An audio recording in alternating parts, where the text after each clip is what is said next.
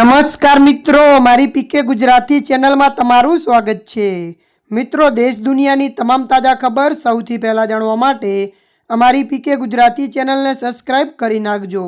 જી હા મિત્રો, અત્યારે હાલની સૌથી મોટી અને દુઃખદ ખબર સામે આવી રહી છે। જી હા મિત્રો, આપને જણાવી દઈએ કે ગરીબોના મસીહાનું નિધન।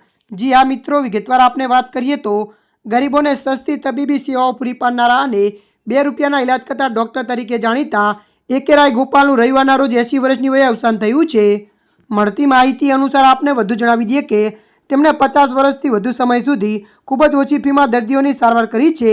તેમની પ્રેક્ટિસના શરૂઆતના વર્ષોમાં ફક્ત ₹2માં દર્દીઓની સારવાર કરતા હતા, જેના કારણે તેમને આ અનોખું નામ મળ્યું હતું।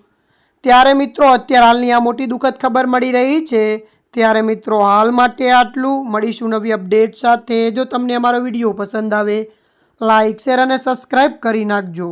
ધન્યવાદ।